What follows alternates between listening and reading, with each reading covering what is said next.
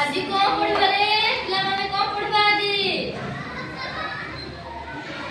ଆଜି ଆମେ ଭଲ ଅଭ୍ୟାସ ଆଉ ଖରାପ ଅଭ୍ୟାସ ବିଷୟରେ ପଢିବା ହେଲା। ଭଲ ଅଭ୍ୟାସ କୋଉଟା ଭଲ କାମ କୋଉଟା ଖରାପ କାମ କୋଉ କାମ କଲେ ଭଲ କୋଉ କାମ କଲେ ଖରାପ ସେ ଖରାପ ଆଉ ଭଲ ଅଭ୍ୟାସ ବିଷୟରେ ପଢିବା ବୁଝିଛି। ଆମେ ପ୍ରତିଦିନ ସ୍କୁଲ ଆସିବା ଭଲ ଅଭ୍ୟାସ ନା ଖରାପ ଅଭ୍ୟାସ ଭଲ ଅଭ୍ୟାସ ହେଲା। ଆମେ ସ୍କୁଲ ରୁ ଗଲେ ଏଣେ ତେଣେ ବହି ପତ୍ର ଫିଙ୍ଗିକି ବୁଲିବା ଭଲ ନା ଖରାପ ଖରାପ। ଆମେ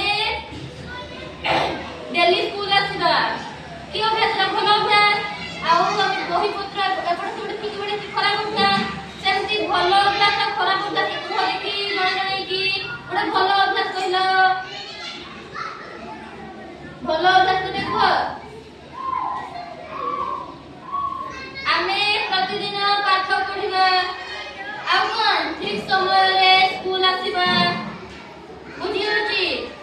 ଆମେ ଆକୁ ତାକୁ ମାରପିଟ କରିବା ଏଇଟା ଭଲ ନା